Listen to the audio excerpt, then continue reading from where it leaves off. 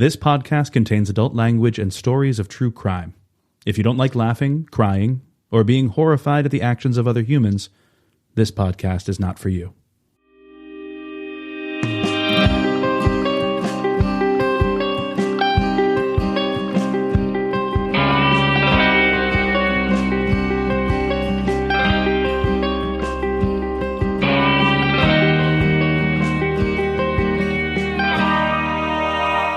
Hello, everybody, and welcome to part 2 of Season 3, Episode 19 of Resolved Mysteries. Woo! If you're here for the first time, don't start on part 2. That's just silly. Go back and listen to part 1. But this is the show where we rewatch, recap, and give you the latest updates to cases featured on the show Unsolved Mysteries. I'm Karlin. I'm Alison. I'm Eliza.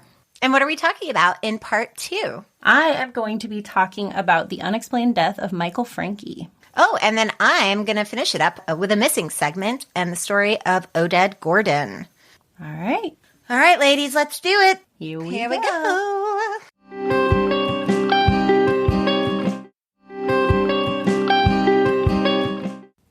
Segment 3.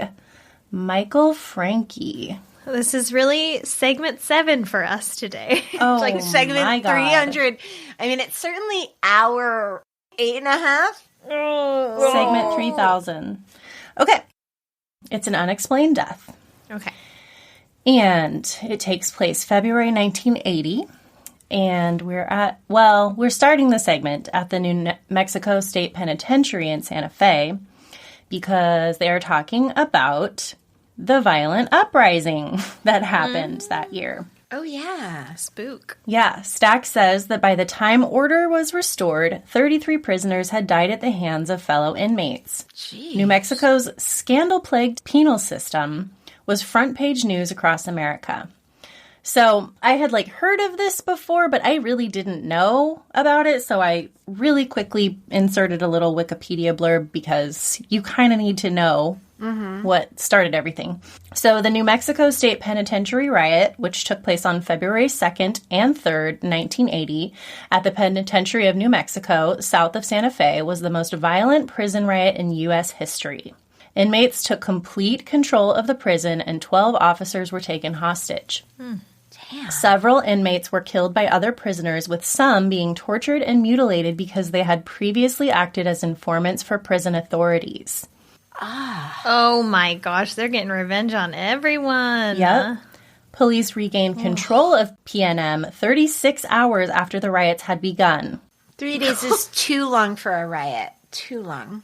By then, 33 inmates had died and more than 200 were treated for injuries. None of the 12 officers taken hostage were killed, but 7 suffered serious injuries caused by beatings and rapes. Yeah, so that's what that is. Thanks for that. They just, glossed over it. You know, the New Mexico thing. Yeah. Nope, no big. So, State Deputy Attorney General Michael Francke was brought in to investigate the riots and revamp the prison system. Stack says that Francke achieved dramatic results. His reforms gained national recognition. Stack says his reputation brought him a new challenge. In 1987, the governor of Oregon asked Francke to take over his state's troubled prison system. Oregon Senator Jim Hill says that Francke was the best appointment the governor made, and by all accounts, there were going to be some very good changes happening in corrections. He says, and I can tell you just how much of a shock it was when he was murdered. Ooh. So that's the start of the Seggy. Stack explains, quote, tragically on January 17th, 1989, Michael Francke's distinguished career came to an abrupt, violent end. He was found stabbed to death just outside of his office building in Salem, Oregon. Before he died, Michael Francke told his family that he was in the midst of a top-secret investigation that would detail corruption in the Oregon prison system, particularly drug trafficking. He apparently planned to name names and implicate several highly placed government officials.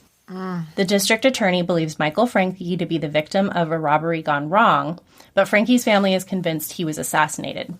They think someone wanted Michael Francke silenced and his findings on the Oregon prison system suppressed forever. Why haven't we heard about this? Honey, here? yeah. Thank you. I was like, what? Okay, so Former prison guard Bob Merchant says the three main criminal activities that I observed working in corrections was the introduction of drugs into the institution, falsifying of records, and theft of state property. He says basically anything that was not nailed down was subject to be stolen. Oh, my God. So, all of the things are what I witnessed. There was a constant flow of drugs being brought into the institutions. One of the most common ways was staff bringing them in their own lunch buckets because there were no searches being conducted on staff as they entered or left the facility. What the world? Can you believe in 1980? I mean, I worked at the body shop and they searched me like full body cavity search when I left every day. They probably made you use a clear bag, girl. I mean, come on. He says, I was told by my superiors to keep my mouth shut and mind my own business or I'd be looking for a job. A reporter for the Statesman Journal, Stephen P. Jackson, says that when Mike went in, he had a good old boy system to contend with. Quote, a lot of these guys have been here for 20 to 30 years. The system has run the way they want it to run for that. So here comes some guy from out of state who has all these high-minded ideas about what he's going to do, and it just rubbed a lot of them the wrong way. Oof. Stack tells us that Francke had gathered what some believe to be concrete evidence that the state prison system was corrupt all the way to the top. At the end of 1988, he was conducting an intense personal investigation, and he knew it could blow up in his face at any time. Kevin Francke says, which is his brother, says, quote, he had uncovered a lot of organized crime. He asked, you mean like the mafia? And he said, no, an organized criminal element in the system, and that he was going to do a thorough house cleaning immediately after the first year, and that his quote was, a lot of heads are going to roll, and he said it may cost him his job. Michael's sister-in-law, Katie Francke, says she called him on January 13th, and he said he was going before the legislature and clean house the following Wednesday. She says he was very concerned, and she thinks he'd uncovered something much bigger than he expected. Stack tells us that it was 4 years later that Francke was discovered murdered on the side porch of his office building. Police began to put together a timeline. At 6:50 p.m., the usual Tuesday staff meeting, Francke spoke with one of his subordinates. 30 minutes later, at 7:20, two correctional employees noticed the light on in Francke's car and the driver door was wide open. They also noticed his phone was inside the car. They looked around but couldn't find Michael, and so they paged his pager, which he had on all the time, but they got no response. So they called their superiors. Two officials arrived at 8:30 and said they conducted a, quote, meticulous search of the building, but Francke was nowhere to be found. The two men did not call the police and left around 9:30 p.m. At 12:45 a.m., a security guard found Francke on the side porch that had apparently been thoroughly searched 4 hours earlier. The glass on the side door was shattered. Francke's briefcase with documents on the investigation was missing, though they don't know if he had been carrying it at the time. They just knew that it was missing. Okay. Stack says that police theorized that Francke had been murdered by someone trying to rob him. They interrogated several known drug dealers and, quote, street criminals. One of them had said he had witnessed the murder and fingered a drug dealer named Frank Gable. The witness had said Gable was robbing Francke's car when Francke came out of the office around 7 p.m. According to this witness, Francke approached and the two got into it over the briefcase. Francke tried to bring the guy into the prison, which is what they're saying in the reenactment. I don't know if that's true, but he was like, you come in here. Like, this is where you belong. He's just going to throw him in prison. Yeah. So then the man stabs him, steals his briefcase, and flees. Apparently, then Francke staggered up the steps of the porch and broke the glass in an attempt to get back into his office. Frank Gable ended up being charged with Francke's murder, but for many, the evidence doesn't add up. The amount of bruising and wounds on Francke's body indicated to them that more than one person was involved in the struggle. Katie Francke says she believes Frank Gable is a scapegoat and that it goes much higher up in the Oregon government. Stephen Jackson, the journalist, says the police put blinders on as to what they were inclined to believe. Senator Hill says, it seems there has been reluctance to really, really scorch the earth to find out what happened. There were other things that Francke's friends and family felt were disturbing discrepancies in the official explanation of Michael's death. His car had a state-of-the-art alarm system, but it didn't go off when the assailant broke into the car, and there were no signs of forced entry. If the killer had stabbed Michael at the car, enough to puncture his heart and lungs, why was there no blood found within 100 feet of the car? Lastly, if Francke was killed at 7 p.m., as police estimate, why was his body nor the broken glass noticed when the building was meticulously searched between 8:30 and 9:30 p.m.? Stack tells us that many people in Oregon believe that Francke was the victim of a premeditated murder carried out by several men and possibly investigated by high-ranking officials who feared they would be named in Francke's investigation. One eyewitness at the scene appeared to corroborate this theory. Bob Merchant says, at 10:15 to 10:20 on January 17th, a young man riding in a car looked over where the scene of the crime was and saw 5 to 6 men running towards a Volkswagen van. Merchant says that if Francke had been abducted and then brought back to the building where he was killed, this would fit into the abduction theory. Stack explains that in the abduction theory, on the night of his death, Francke unlocked his own car, deactivating the alarm. Simultaneously, a group of men approached him. Francke didn't keep any regular office hours other than the Tuesday staff meeting, so it seems the perpetrator knew his schedule. The theory is he was brought back to the office, possibly to get anything related to his investigation, which in the reenactment they say that they want computer tapes. We'll take those computer tapes, too. Oh, that's not great writing. The theory is that Francke saw it was a chance to escape and ran, then was probably attacked and received a couple of his wounds, ran again, breaking the glass to get in his office. Then he's apprehended by the guys, stabbed. They take his briefcase and run. What a terrible death. Ugh. Senator Hill says the impression is that things are being held back and stonewalled. He says again it's giving the impression that there's some type of cover-up. On the night of the murder, several had reported seeing a man in a pinstripe suit lurking around in the corrections building after hours. He had an olive complexion, was 5 foot 10 inches tall, and weighed about 180 pounds. They then show a composite of the man that was made after witness statements, but the DA didn't release the drawing for 5 months, saying the quality wasn't good enough for publication. And I was like, has that stopped literally anyone ever before? Seriously. We have seen so many terrible composites. We've seen children's drawings of composites. Yes. People drawing with their toes. Also, the composite had been drawn by a top police artist. So, fuck you guys. Stack tells us one other fact that leads to the idea of a cover-up. No paperwork detailing Francke's investigation into the Oregon prison system has ever been found. Apparently, shortly after the death, some inmates saw about 23 bags of shredded papers coming out of Michael Francke's office and some surrounding offices. Stephen Jackson says, that's something you have to wonder about. Who authorized shredding documents from a murder scene? Okay. Katie Francke says the officials investigating Mike's murder don't want it solved because it goes much higher in the Oregon government. All the way to the top. Michael's brother, E. Patrick, says that their family is dedicated to bringing this to a close. Quote, we're going to find out what the hell happened, and we're going to see that the people who were involved receive their full punishment. So then they give a one-sentence update, but we'll go ahead and just fill in the rest of the story. So, once in a blue moon of a Resolved Mysteries host's life, they get so lucky to find one newspaper that has covered a case for its entire life in its whole.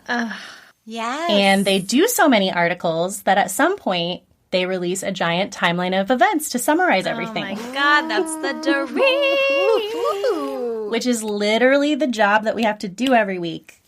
Being done for me. So finding one is gold. Nice. Congratulations. So I am not above reading you this timeline, telling you who wrote it, and just adding some little bits of detail along the way. Absolutely. We're here. We love it. So this timeline is from the Statesman Journal, which is a Salem newspaper. It's written by Cappy Lynn from April 19th, 2019. And then I also mixed in a little bit from another timeline I found in the Willamette Week article from April 25th, 2019 by Nigel Jacques.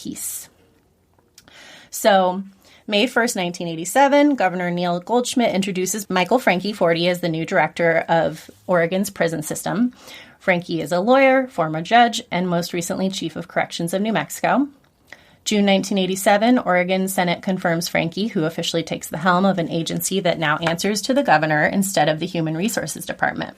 February 1988, Francke is in the process of cleaning house with a $28.5 million prison construction plan, a criminal population study, changes in prison management, and tougher disciplinary rules. March 1988, Goldschmidt outlines his new prison plan to add beds and hire more corrections employees. December 1988, the state prison population tops 5,000 for the first time, which Francke reports is the second most crowded system in the country. Whoa. Wow. Yeah, I did not know that. I can't believe I didn't know this stuff. It is reported that state facilities are designed to house 2,856 inmates and the department budget to handle 4,447. Wow. January 11th, 1989, the Statesman Journal reports Francke and his department is under scrutiny by the Oregon legislature for spiraling expenses. He blames budget overruns on the costs of adding new prison space and the burgeoning inmate population. January 17th, 1989, Francke is found stabbed to death near the north entrance of the Dome buildings across from the Oregon State Hospital on Center Street Northeast. A massive investigation begins with Oregon State Police and the Marion County District Attorney's Office leading the way. May 1989, police first speak with Gable, so this is the guy towards the end of the segment that they say did this, after receiving a tip that he knew something about Francke's murder. July 14th, 1989, 5 months after the murder, the Statesman Journal reports the FBI is investigating a possible connection between official corruption and drug smuggling at the state penitentiary in Francke's murder. Still fresh in the minds of many is a 10-month investigation into drug smuggling in 1986 that led to the prison superintendent's resignation and the firing of several corrections officers. July 1989, a Marion County special grand jury convenes to review the case. April 6, 1990, Frank Gable is indicted for the murder of Michael Francke. He's charged with 6 counts of aggravated murder, punishable by death, and 1 count of murder, punishable by life in prison. This poor guy. The different counts represent different murder theories presented by prosecutors to the grand jury, from Gable killing Francke during a car burglary to killing him in connection with Francke's job as the state's top prison official. April 8, 1980, state police arrest Gable at the Coos County Jail for Francke's murder. April 9, 1990, Gable is arraigned in Marion County Circuit Court before Judge Greg West. February 1991, just a few weeks after jury summons are sent, Unsolved Mysteries airs a segment suggesting Francke was abducted by 3 men, then returned to his office and killed. The prosecutor's theory alleges Francke was killed when he discovered Gable prowling near his car. April 18, 1991, after 6 weeks of jury selection, 9 women and 3 men are selected to decide Frank Gable's fate. It takes another week before the last of 4 alternates are in place. May 1st, 1991, opening statements begin in a 2-month trial that focused on the credibility of witnesses on both sides. The defense questioned how the crime scene was processed, including waiting to investigate the body until daylight. Okay. June 27th, 1991, a Marion County jury finds Gable guilty of aggravated murder, bringing some closure to the most expensive homicide investigation in Oregon history. July 11th, 1991, Gable is sentenced to life in prison without parole the same day he marries one of his defense attorneys, Portland lawyer Karen Steele. Oh.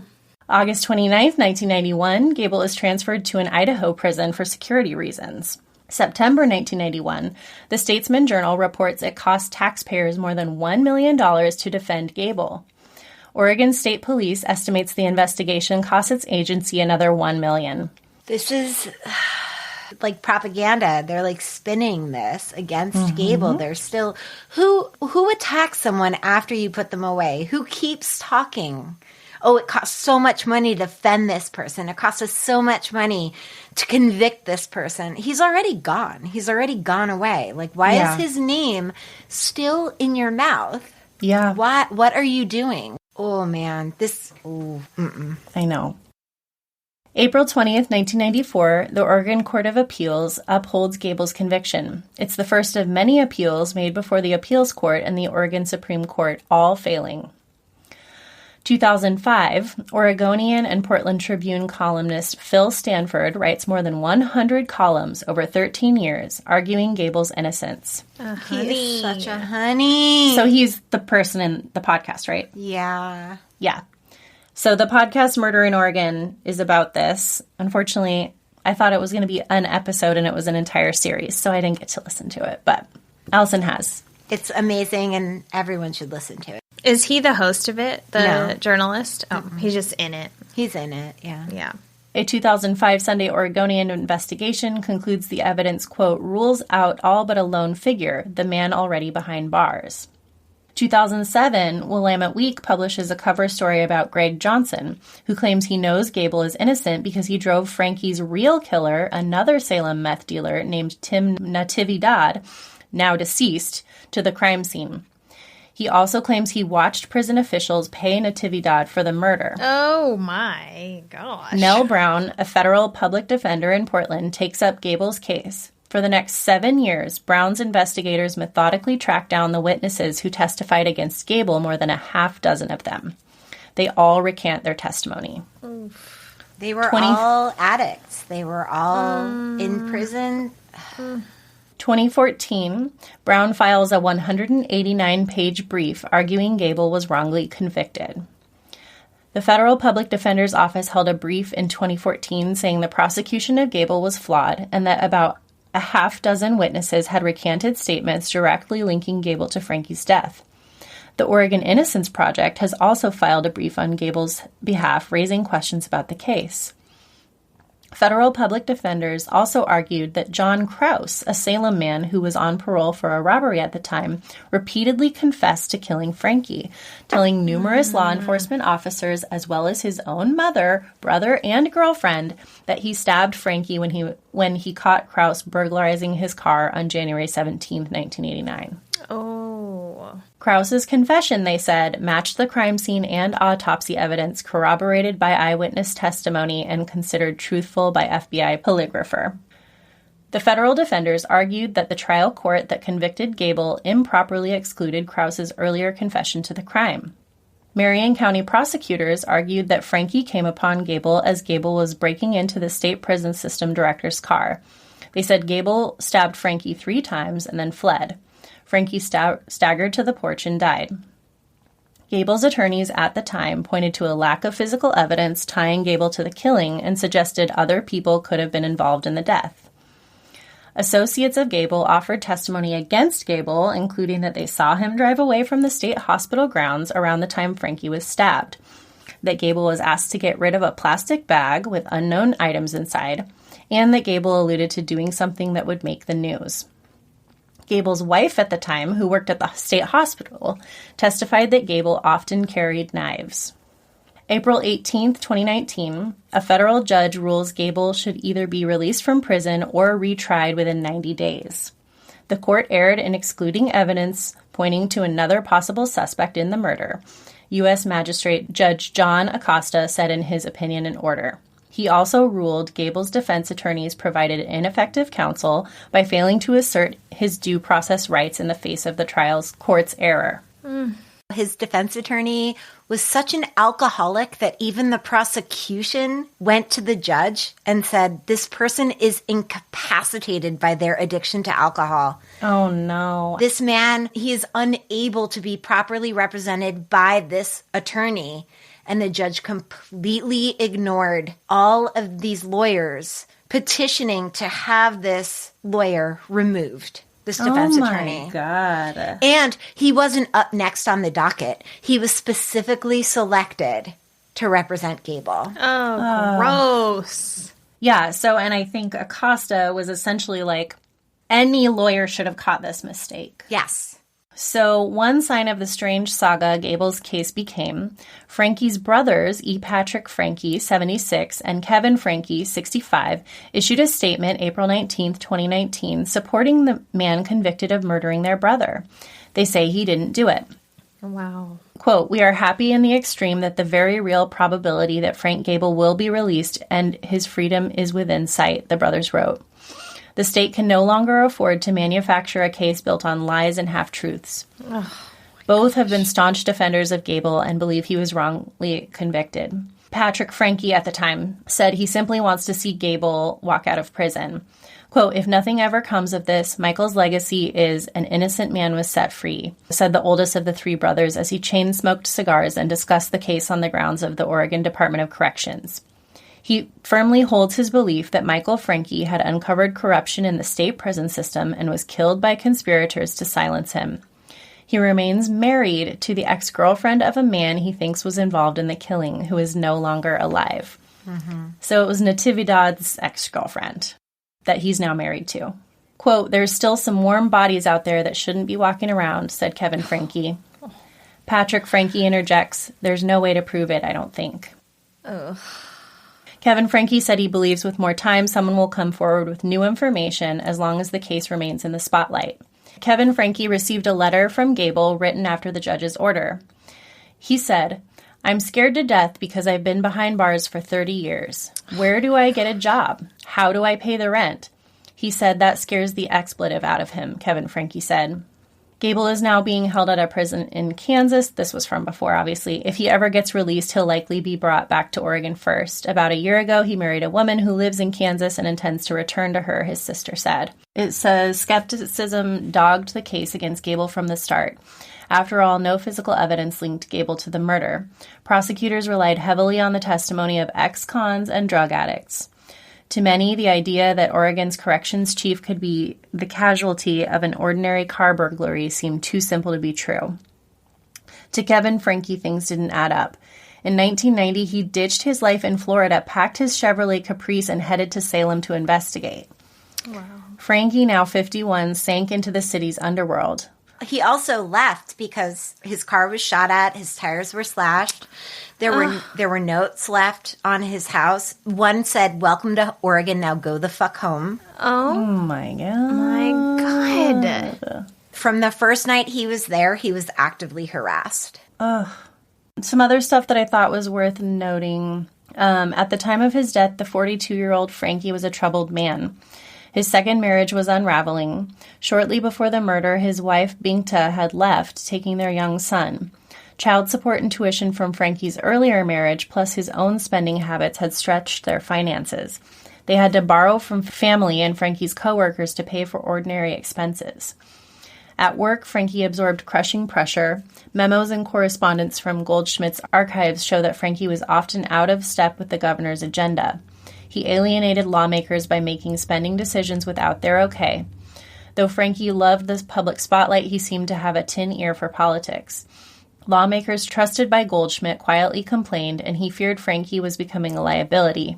A month before the murder, Goldschmidt sent his prisons chief a scathing 2-page memo. Quote, "There's no room for more speeches about we don't have a crime problem or prisons won't help," Goldschmidt wrote. Blasting Francke's management style, he added, "This is more of a warning than anything else. I don't want every issue or decision to be dumped on me." In the weeks before his death, Francke was on the phone regularly with Goldschmidt's office as he was prepared for an upcoming presentation to lawmakers. Quote, "Corrections told to watch budget" was the top story on a copy of the Salem Statesman Journal found in his car.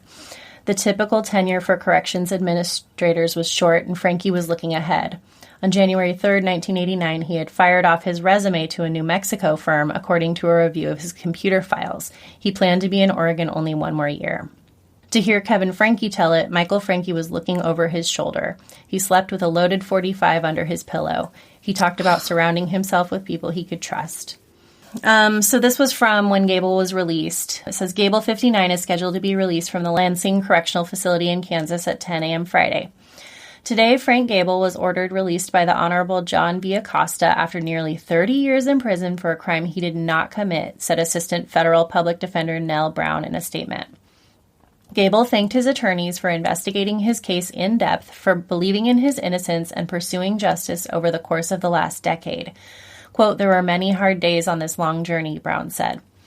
According to the order, he will be placed under strict supervision and will be unable to leave Kansas or Missouri without the court's permission. In Acosta's order for release, he did not impose computer monitoring. Quote, "The court is reasonably assured the defendant will appear as directed and not pose a danger to the community or any other person," the order read. Acosta issued a stay on the court's previous ruling to release Gable within 90 days. The judgment is stayed pending the resolution of the DOJ's appeal to the U.S. Court of Appeals for the Ninth Circuit and, if applicable, the U.S. Supreme Court. And apparently he was, like, on the phone with one of the Francke brothers, like, as he was leaving prison. Yeah. Like, telling them about it. Oh. In one of the episodes, everyone is crying. It's the last one when he finally gets out. And I tried to find Gable, because they had said that his wife was in Texas and he would want to go back to Texas, but it looks to me like he's still in Salem, so... I mean, he was only released in 2019, so it's surprising that he could be anywhere else. I know. I felt bad for him because the woman that he was with was in Texas, and then everything else he knows is still based in Oregon. His family's in Florida, so I don't know. Yeah. Crazy story, right? You were just saying, Karlin, we never know what we're going to get, and... Yeah, like, I knew there were drug problems and prison problems, but I didn't know it was like that.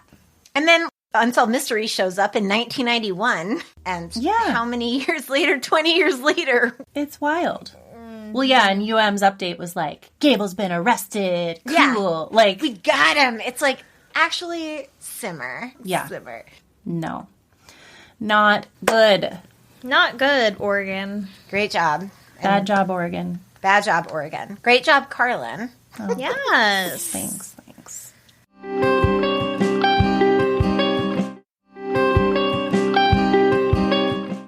Okay. Segment begins. Stack tells us that when Oded Gordon was 8 years old, he was diagnosed with a minor learning disability. At age 12, he began to withdraw from his friends. By the time he was 18, Oded was totally withdrawn and, quote, unwilling to communicate with anyone. I have to say that the way they talk about Oded is pretty on the level throughout this segment, but I think unwilling is troublesome because if he has autism or if he's dealing with something, it's not a matter of willingness. Yeah. Yes. Yes. So Razzie Goldstein, Oded's mother, says that Oded was afraid of the responsibility of growing up because he didn't have the emotional wherewithal. He was too anxious. He was too afraid, and he couldn't do things on his own. I'm sorry. I hate all of that. Yeah. We hate it. The responsibility of growing up. He's not Peter Pan. He's someone dealing with the ramifications of autism. Yeah. Stack says a year later, Oded was diagnosed as having autism. Stack then describes autism as a neurological disorder that affects physical, social, and language skills. He says there is no known cure for the affliction, and doctors had little hope that Oded would ever return from his dark and silent world. Ugh. Oded's mother enrolled him in a facility in Greenfield, New Hampshire, where young people with mental and emotional disabilities participate in work therapy and receive counseling. Oded seemed to respond to his new environment and even began communicating with the staff worker. Sheila Bay Harvey, Oded's teacher at the facility, is interviewed, and she says that when Oded came, he spoke very little, but then staff would hear him speak occasionally, and he could say things when prompted and encouraged. I later read Oded was nonverbal, but sometimes would exclaim things. Like statements of what actions he was taking or how he was feeling, but it wasn't conversational at all. So Stack says approximately 6 weeks after having arrived at the farm, the students were outside doing their chores, and somehow Oded managed to wander away from the group. Oh, no. An hour later, he was nowhere to be found. Carl Driggers, the former police chief of Greenfield, New Hampshire, says that search dogs were brought in. Stack says that the search dogs followed Oded's scent for approximately 3 miles. Along a stretch of Highway 31, the scent abruptly vanished. Authorities believe that Oded may have been picked up by a passing motorist. Carl Driggers says that his feelings are that Oded will be found. He says he's out there, and he's out there among the population, wherever it may be, but he's definitely out there. Stack says that there have been several repeated sightings of Oded, the most recent in last January.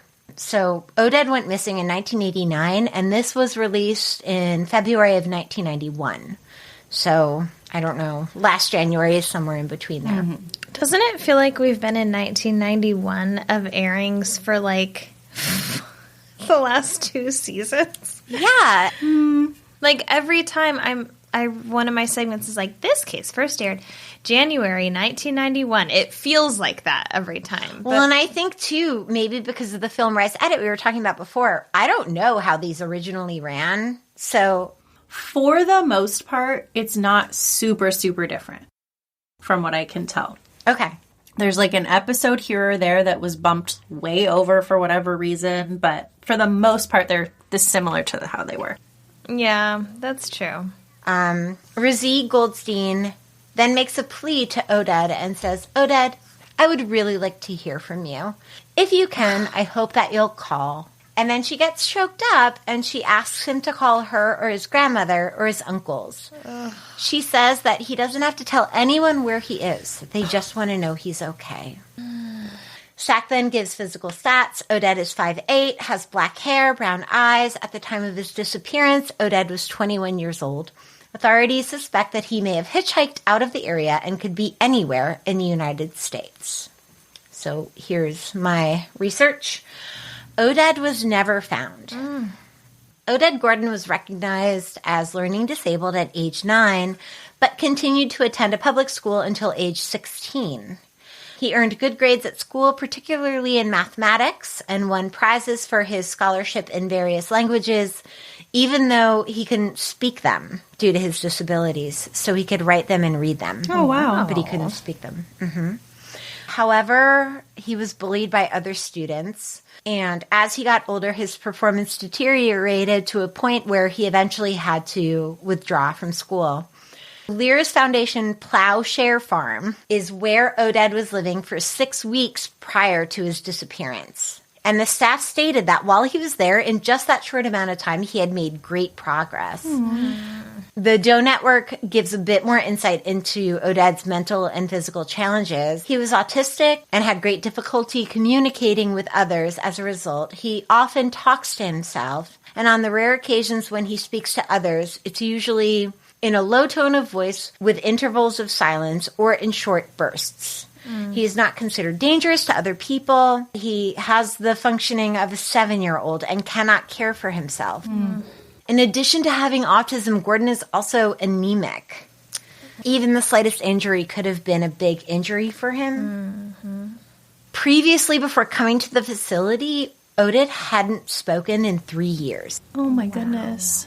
Like I said, Oded was living at the Lear's Foundation Plowshare Farm. Their mission statement is, Plowshare Farm is a community where people with a wide range of abilities and capabilities live and work together to create a genuinely inclusive neighborhood of the broader community, forging opportunities for every member of the community to reach their full potential.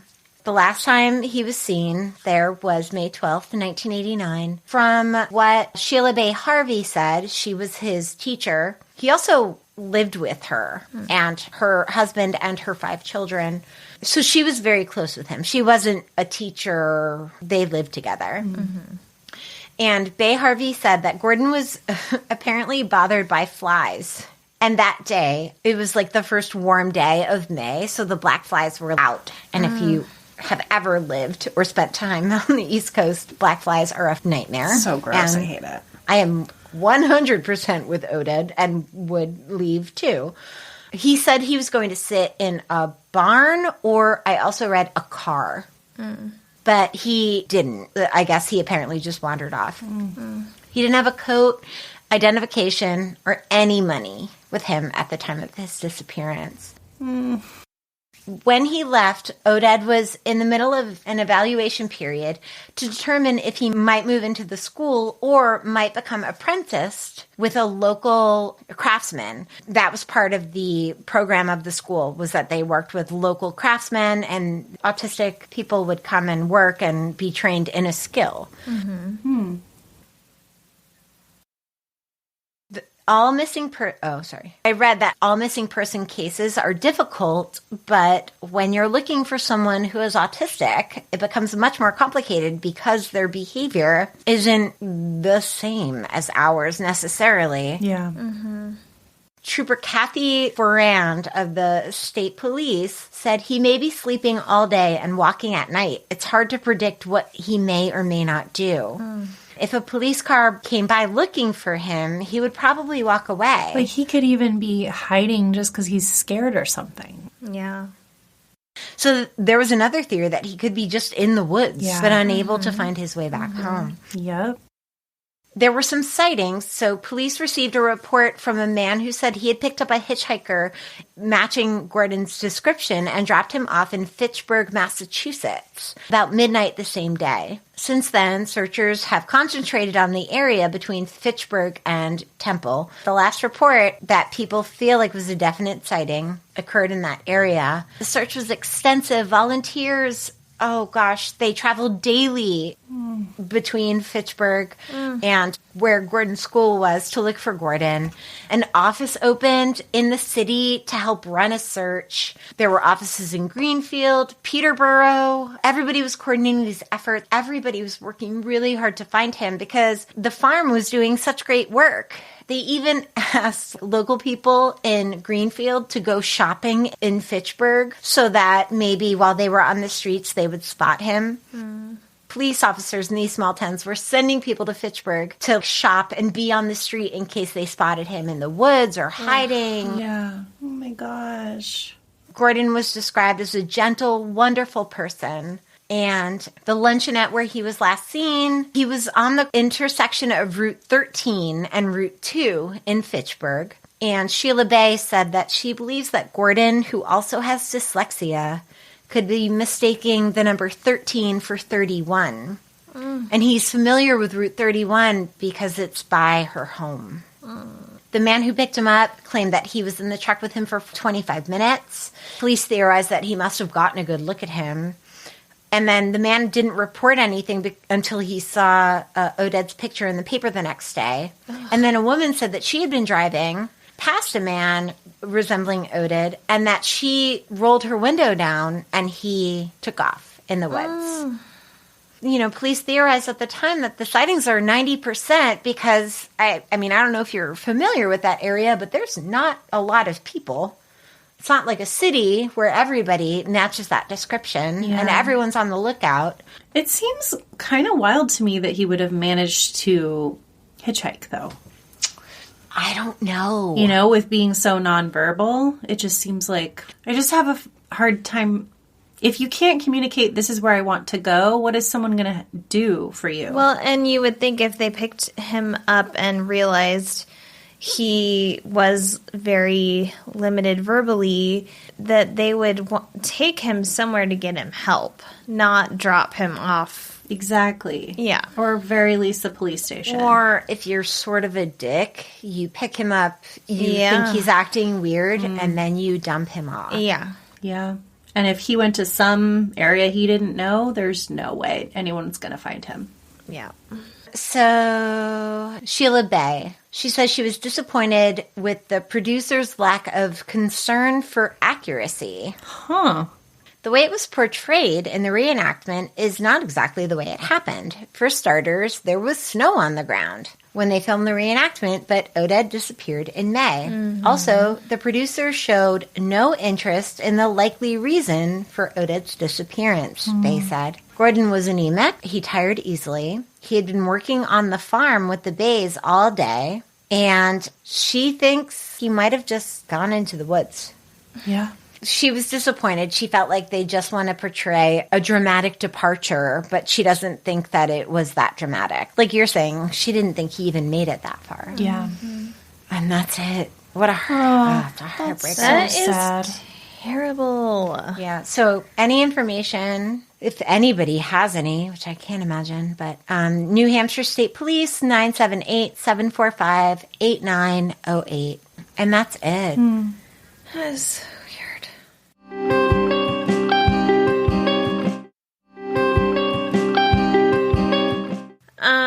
Things to share, things to feel. Karlin, do you want to go first? Yeah, you never go. Well, mine's not super exciting. I just finally did listen to the podcast. Oh. The Unsolved Mysteries podcast. Oh, yeah. I've listened to all of them so far, and I do like it. As we discussed, I think having the first episode be a ghosty was an interesting choice because I almost gave up on it too. Not that it was bad, but I was just like, eh. But it does cover some interesting cases. I think the interviews are good. I get really jarred by the host every time he busts in because his voice is just like too much. And he's not Robert Stack, so... Yeah, I think they're going for like a Robert Stack, like male baritone host. Yeah, but we don't need it, especially on this. We don't need it.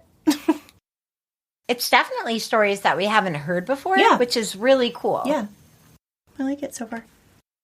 Eliza? Well, the last episode we shouted out 2 Wondery podcasts, and I have another one. I don't know if anyone ever watched the show, or I think it was a documentary film before, Catfish on MTV. Oh. I never watched that. Catfish is a show on MTV that I only ever watched in like 2012 or 13 when I would visit the certain friends that we knew that had cable. Otherwise, like, no one I knew had cable. I did not have cable. Yeah. So when we'd go there, we'd watch like Catfish and other crazy shows that like just seemed so luxurious to have access to, which is so silly now. Catfish is now a podcast on Wondery, and they've just taken the audio from the shows and put it into a podcast episode, which is honestly perfect for me because I really don't watch TV. Like, during the day, there's no way I would sit down to watch a show, ever. Yeah. Ever. So I can still get the same TV sensation, but listening to a podcast. And you know how those shows are just so comforting because they're always laid out the exact same way. Yes. You know everything. Yeah. This is what they're going to do. Now they're going to call the person. Now they're going to look it up. So anyway, Catfish, the podcast, so good. It's like really moving, and he's not exploitative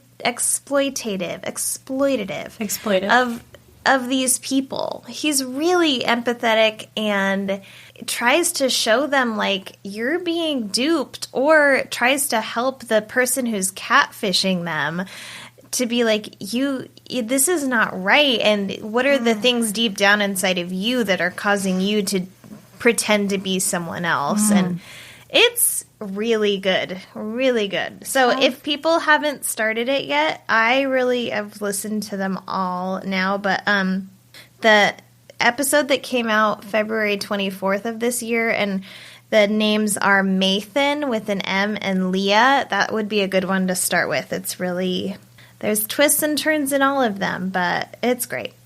I think people will love. So is it like it's just pulled straight from the MTV thing? Yeah, and then Neve now goes over the audio and will sometimes explain. So we drove in the car and the breeze was this, and we're wearing a blue shirt, whatever. Like he's trying to make it, but you can hear that background noise of like the car driving. It really sounds like you're listening to a TV but not watching it. Yeah. But it works. Like, you could totally picture everything, and he's a good, like, explainer of when things need to be explained. Like, he will try to interject with what the people looked like so you can kind of picture them and fill in the visual elements. It's good. Cool.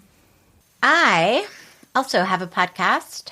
So have you guys listened to This Is Actually Happening? Yes. It pops up all the time, but I've never listened so to it. I feel like that to me is like radio rental, Right. where basically I don't even know the name of the host. Right. It is just someone telling their story. People's It's crazy a stories. first-person account. There's no speculation, no narration, and then the show just ends.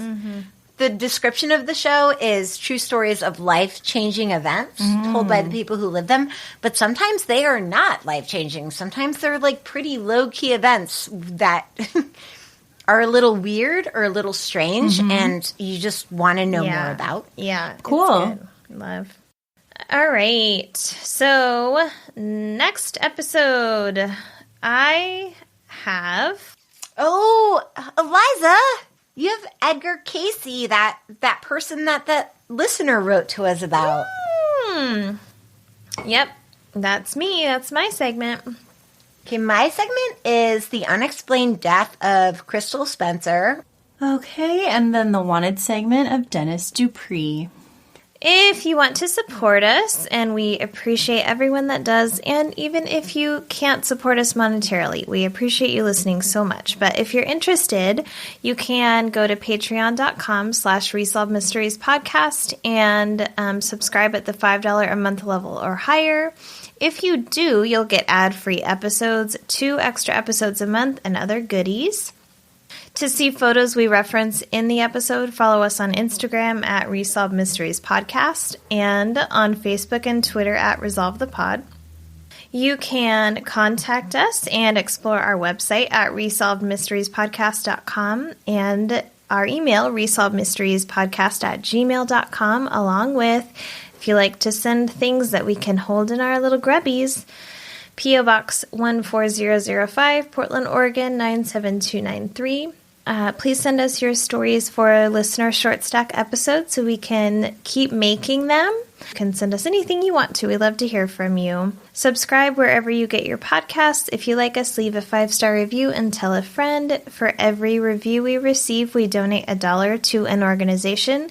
And this month, by leaving us a review, you can help out the organization Angels with Misplaced Wings.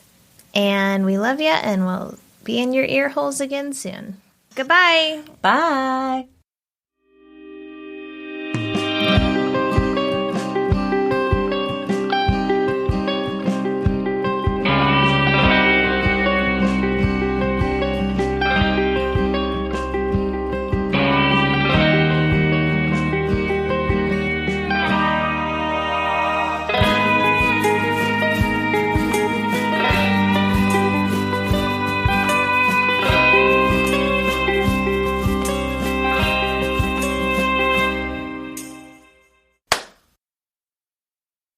Okay. Karlin, that time Karlin seemed way after me. Oh, yeah? See, to me, that one was pretty close on all. Ooh, I love the what finger are we all pointing. seeing? It doesn't matter because that's why we do it. It's great. I just don't understand why it doesn't matter. I don't understand the science of it. You clap, and then I clap. I still line it up, and Yeah. we're still talking at the same time. Yeah. All right. It's just like a general marker. I'll show you for one her. day when you're older. Thanks, Mommy. You're welcome. All right, for the love of God, this is the All last segment of my season God. 3. Speak fast. Okay, so the final segment is a missing persons case, and it's the case of Oded Gordon. Eliza's got a tin can in her hand. She's ready to go. My Hoya plant is really dry, and I had to water it. Jesus Christ. It's just like That's like the least thing I thought you were going to say. it's dry. Okay. But you know, a Hoya, it will last forever, so it's usually fine. Hey, yeah, But they don't need sometimes- Well, it's a good thing you chose to water it right now. You know, though, don't worry, it wasn't urgent, and you get yourself a Hoya, it'll last forever. But feels I good. do need to make Okay. noise during hour 9 of recording.